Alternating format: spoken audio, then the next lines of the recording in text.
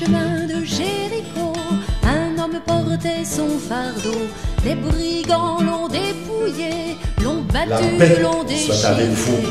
Nous sommes arrivés au 15e dimanche du temps ordinaire, en ce 14 juillet.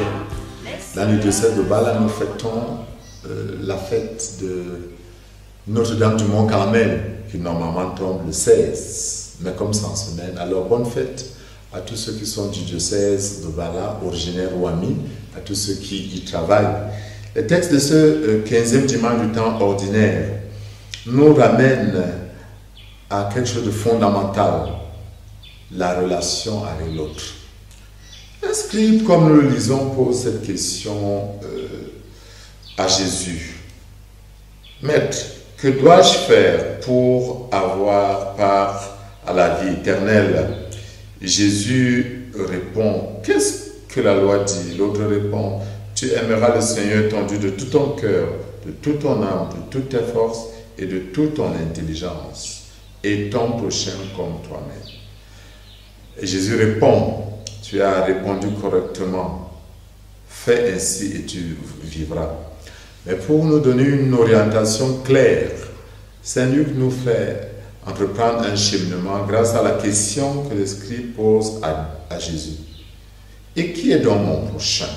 Ça permet donc à Jésus de faire l'enseignement, un enseignement fondamental de la foi chrétienne. La question qui lui est posée cherche une définition objective et froide. Qui est mon prochain? La question qui définit, donne les limites. Jésus refuse les limites.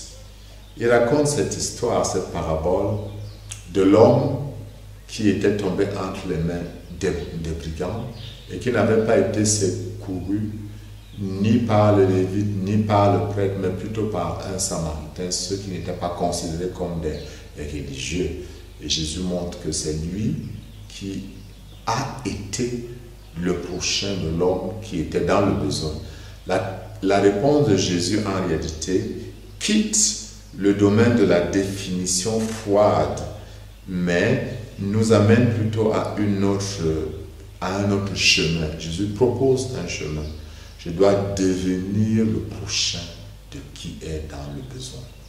Celui qui a besoin de moi, il est obligatoirement mon prochain et je dois aussi devenir son prochain. Je dois refuser de passer de l'autre côté quand mon frère a besoin de moi. Je dois rejeter l'indifférence. C'est un des péchés qui tue notre monde.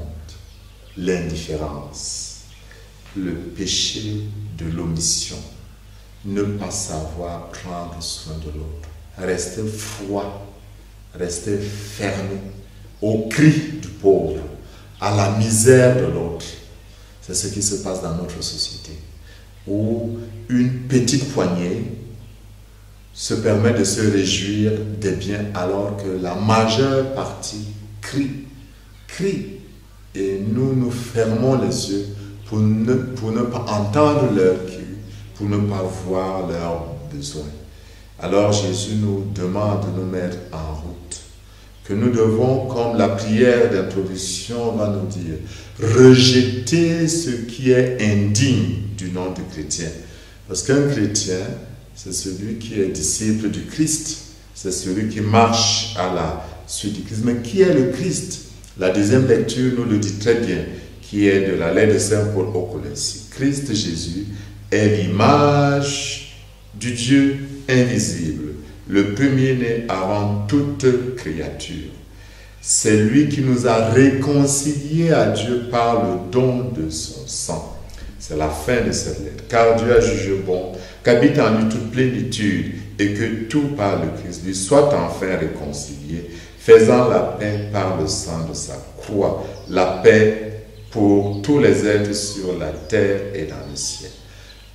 En somme, le vrai bon samaritain, c'est Jésus, qui n'a pas payé seulement des pièces d'argent pour prendre soin de nous, mais qui a payé de son sang. C'est ce que Saint Paul nous dit. Il a fait la paix entre nous et Dieu par le sang de sa croix.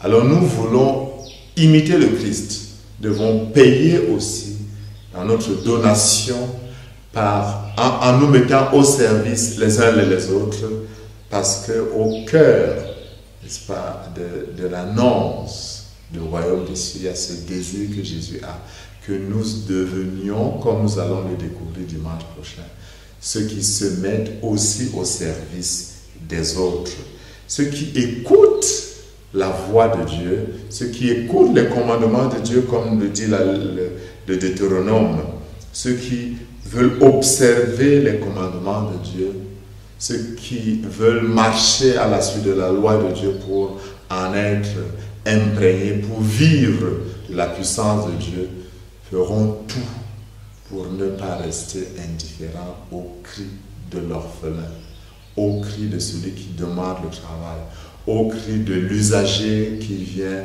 me demander un service, au cri, moi qui suis policier et gendarme, de celui qui vient demander qu'on lui rende justice. Il en est de même du magistrat, au cri de celui qui vient voir l'infirmier, le médecin et qui a besoin d'être soigné. Je ne resterai pas indifférent. Je deviendrai celui qui s'occupe de lui en me donnant comme Jésus s'est donné. Il a payé de son sang pour que nous soyons réconciliés avec Dieu.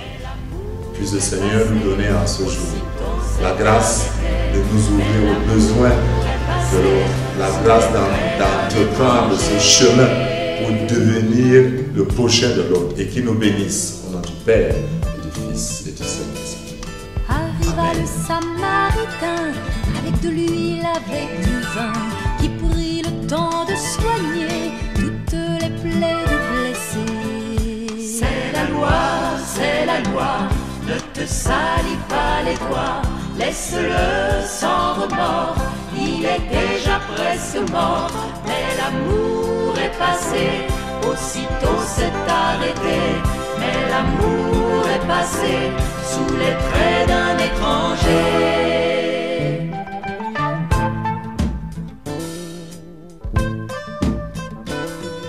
Jusqu'à l'auberge il l'a conduit et l'a traité comme un ami. Depuis ce jour on s'en souvient, c'était le bon Samaritain. Depuis ce jour on s'en souvient, c'était le bon Samaritain.